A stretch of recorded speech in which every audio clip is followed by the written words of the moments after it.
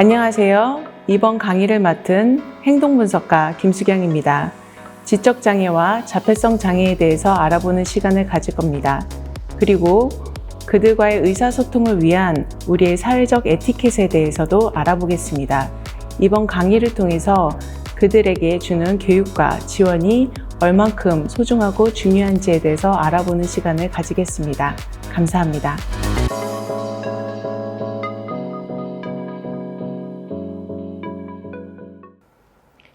본 강의를 시작하겠습니다. 지적장애와 자폐성 장애를 우리는 통틀어 발달장애라고 부릅니다. 두 장애 영역을 구분지어서 개념과 특성을 알아보겠습니다. 지적장애는 출생 후 만 18세 이전에 발생하고 지적 기능과 사회적, 실질적 적용 기술에 현저한 제한이 있는 발달 장애입니다. 이들은 단순한 학습 능력이 부족한 것을 넘어서 추론, 문제 해결, 계획, 추상적 사고 등이 전반적으로 인지 능력의 어려움을 포함하고 있습니다. 지적 장애의 원인은 다양합니다. 먼저 유전적 요인으로 다운 증후군, 프라더 윌리 증후군과 같은 염색체 이상 증후군들이 있습니다. 임신 중에도 모체 질환이나 출산 과정에서의 합병증으로 인한 원인들로 인해 지적 장애가 생기기도 합니다. 출생 후에도 뇌수막염, 불이의 사고, 심각한 영양실조와 같은 요인들로 뇌 발달에 영향을 주어서 장애의 원인이 될 수 있습니다. 지적 장애인이 겪는 어려움을 두 가지 측면으로 알아보고자 합니다. 먼저 기능적 어려움입니다. 인지 능력에서 새로운 정보 학습, 기억, 추론과 같은 어려움을 갖게 됩니다. 학업 성취와 문제 해결에도 어려움을 가지게 되죠. 의사소통은 언어 발달 지연과 어휘력 부족으로 인해 자신의 생각이나 감정 표현에 서툴고 타인의 표현을 이해하는 데 어려움을 느끼게 됩니다. 적응 행동 기술에서도 어려움을 나타내는데요. 예를 들어 돈 관리, 시간 준수, 새로운 일상생활을 습득하는 데에도 어려움을 가지게 되어서 독립적으로 생활하는 데 제한을 가지게 됩니다. 두 번째 측면으로 사회적인 어려움에 대해서 알아보겠습니다. 예를 들어 지적장애인들은 그들의 낙인과 편견으로 인해 자존감에 영향을 받게 됩니다. 그리고 타인과의 긍정적인 관계 형성의 경험이 적게 되죠. 또한 그들의 지적 장애로 인한 차별을 경험하거나 소외되거나 따돌림을 당할 수도 있습니다. 이러한 여러 가지 영역들 때문에 이들이 취업의 기회가 적게 되고 경제적으로 독립되기도 어렵습니다. 그러므로 가족들의 돌봄이 지속적으로 이어지게 되어 의존이 심해지게 됩니다. 우리 서영이 이야기를 한번 해보도록 할게요. 서영이는 초등학교 6학년 여자아이입니다.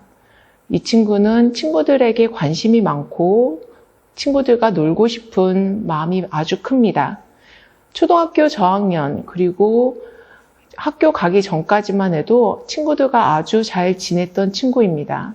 하지만 고학년이 되면서부터 어려움은 극명하게 나타나게 되었습니다.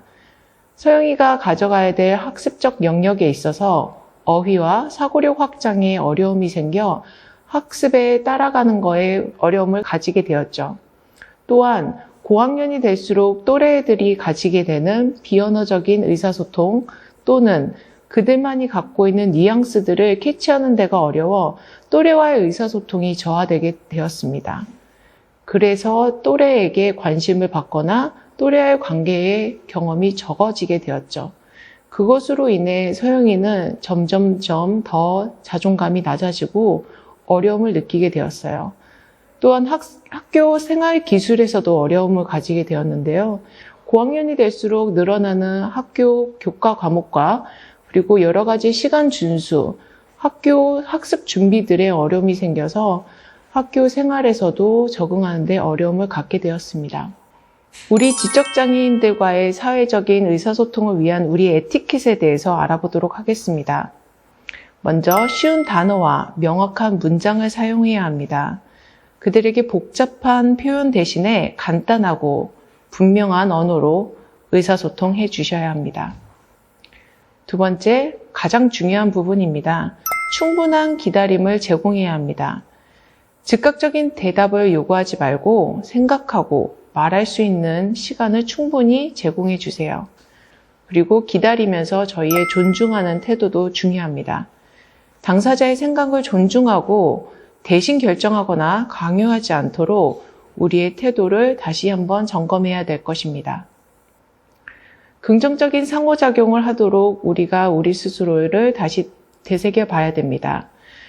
지적장애인들이 시도하는 시도의 작은 성공에도 칭찬과 격려를 아낌없이 제공하고 그들이 자신감을 가질 수 있도록 지원해야 합니다. 편견 없는 시선으로 장애보다는 개별적인 성격과 강점이 있는 것을 그대로 인정하고 존중하는 것이 중요합니다. 자폐성 장애에 대해서 이제 알아보겠습니다. 자폐성 장애는 생애 초기부터 나타내는 신경 발달 장애로 정의됩니다.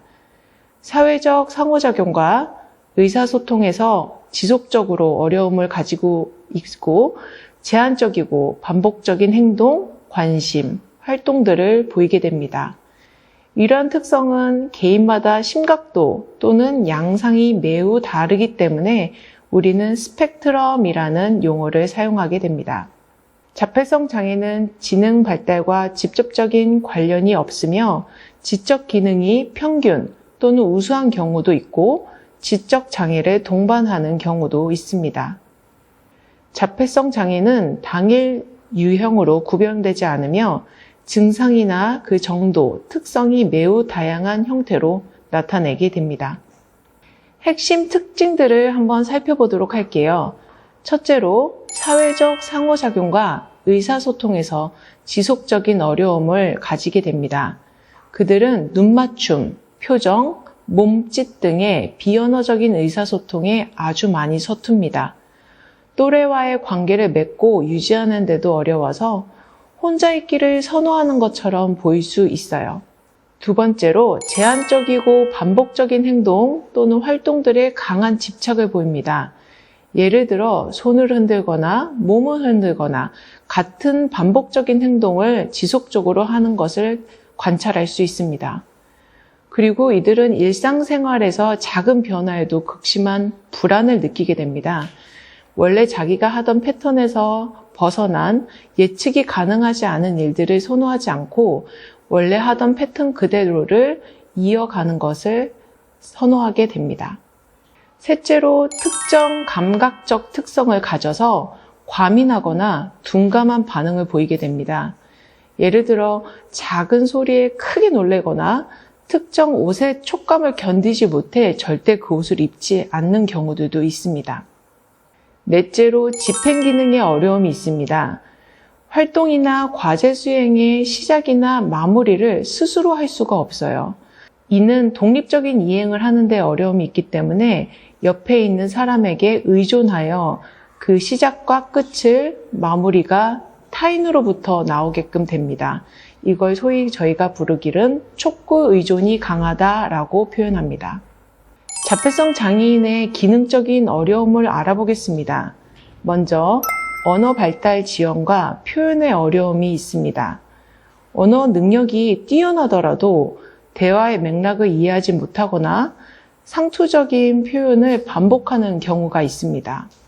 인지 능력에서도 어려움이 있는데요. 특히 규칙이나 절차 이해가 어려워서 원래 하던 규칙과 절차를 잘 알고 있음에도 불구하고 새로운 환경 또는 새로운 사람, 새로운 곳에서는 그런 규칙과 절차를 이행하는 데 어렵습니다.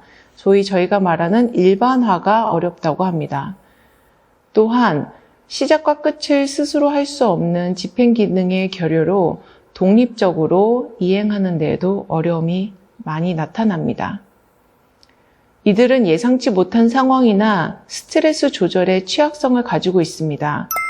그러므로 감정 조절을 하지 못하고 불안정한 행동들을 보이며 불안을 잘 조절하는 데 취약성을 가지고 있습니다. 자폐성 장애인의 사회적 측면에서의 어려움을 알아보겠습니다. 먼저 관계 형성의 어려움이 있습니다.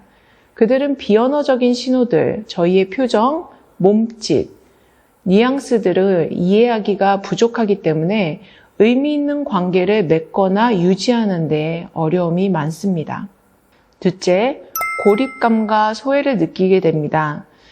자폐성 장애인들이 가지고 있는 독특한 행동과 의사소통의 양식으로 인해서 일반인들에게 이상한데? 라는 생각들을 들게 하고 또래에게 따돌림을 당하거나 사회적으로 고립되는 경험을 하게 됩니다. 이 부분은 사회적인 참여하는 데 제약을 가지게 됩니다. 직업을 얻거나 사회활동에 참여하는 데 어려움이 생기게 되어 경제적, 사회적인 자립이 쉽지 않게 됩니다. 김우영님 이야기를 한번 들려드리도록 하겠습니다. 김우영님은 26세 남성으로 평균 지적 능력을 가지고 있습니다. 김우영님은 학습적인 어휘력 문제는 전혀 있지 않지만 그 어휘력을 표현하는 데 어려움이 있습니다. 그로 인해서 타인과의 의사소통에 맥락에 맞지 않는 표현을 지속적으로 하거나 자신이 알고 있고 자신이 하고 싶은 말만 하게 되세요. 그러므로 의사소통에 여러 제한이 걸리게 됩니다. 또한 김우영님은 반복적인 행동의 패턴이 있으십니다. 손을 떨거나 소리를 내거나 빙글빙글 돌거나 펄쩍펄쩍 뛰거나 공간마다 본인들이 반복적으로 하는 행동의 양식들이 있으십니다. 그런 행동을 바깥에 나갔을 때, 다른 레스토랑에 갔을 때도 지속적으로 보이십니다. 그런 분이 갑자기 보이신다면 어떤 느낌이 드실까요? 놀라시겠죠? 하지만 그분들의 특성입니다. 또한 김우영님은 활동 선택에 현저한 제한을 가지고 계십니다. 이분은 자장가 노래를 듣거나 낙서를 하거나 본인이 좋아하는 활동들만 하시려는 강박적 집착이 있으십니다. 새로운 활동을 선택하는 데 현저한 어려움이 있으시죠. 또한 청각적 예민도가 상당히 높으셔서 보통 일상생활 중에는 귀마개를 착용하거나 본인이 좋아하는 자장가 노래를 듣지 않으시면 안 되시는 분입니다. 그래서 사람들이 많은 곳이나 사람들이 본인에게 직접적으로 얘기할 때마다 괴로워하시는 부분이 있습니다. 또한 이분은 시작과 마무리에 대한 이행이 어려우세요. 특히 본인이 선택하지 않은 시작과 마무리는 스스로 하시지 않고 그리고 자신이 잘하고 자신이 하고 싶은 거는 시작하지 않아야 될 때도 시작을 하시기도 합니다. 이러한 시작과 마무리에 대한 조절 또는 선택들이 어려우시기 때문에 자주 불안을 느끼게 되십니다. 본인의 선택이 아닐 때도 해야 될 때 또는 본인 선택이 아닐 때도 마무리를 해야 될 때 불안도가 극심히 올라오셨을 때 이 불안을 조절하시는 능력이 떨어지시게 됩니다. 본인 스스로의 불안을 어떻게 조절하시는지 모르기 때문에 그런 감정 조절의 실패는 행동으로 나타나게 됩니다. 소위 저희가 말하는 문제 행동을 보이시게 되죠. 소리를 지르거나 괴성을 지르거나 바깥으로 뛰쳐나가는 등의 문제 행동들이 자주 나타나시게 됩니다. 이런 김우영님의 이야기를 들어보셔도 자폐성 장애의 여러 특성들을 보이실 수 있습니다. 이런 친구들이 지역사회에서 만나게 되신다면 놀라시겠죠? 하지만 이것이 자폐성 장애의 특성 중 하나입니다. 이러한 다양한 자폐성 장애인의 특성들을 고려하여 의사소통을 위한 저희의 사회적 에티켓을 고려해 봅시다. 첫째, 명확한 의사소통을 해주셔야 합니다. 돌려서 말하거나 비유적인 표현을 피해 주셔야 합니다. 예를 들어 활동에 참여하지 않으려는 대상자에게 땡땡님 활동을 안 하면 어떡해? 그러면 속상해 라고 얘기한다고 생각해 봅시다. 여러분은 이 말이 어떤 의미로 느껴지시나요? 활동을 안 하면 안 된다라고 명확하게 이해가 되시죠? 하지만 자폐성 장애인들에게는 어쩌라고? 라고 느껴집니다. 이렇게 활동을 안 하면 어떡해? 그러면 속상해 라는 표현보다는 땡땡님 활동하고 다른 거 합시다. 이거 먼저 해야 해요 라고 명확하게 표현해 주세요. 둘째, 안정적인 환경 조성에 신경을 써주세요. 아까 말씀드렸던 예시처럼 여러 가지 환경에 예민하십니다. 청각, 시각, 여러 가지의 온도의 변화 등에 예민하시기 때문에 안정적인 환경 조성이 참 중요합니다. 새로운 환경이나 갑작스러운 변화에도 불안을 유발할 수 있기 때문이죠. 변화가 있다면 미리 변화 상황을 알려주고 준비할 수 있도록 해야 합니다. 예를 들어서 어떤 친구가 등원하던 길이 항상 1부터 2까지 가는 길이었다고 생각해 봅시다. 하지만 오늘따라 그 길에 공사를 한다고 생각을 해 봅시다.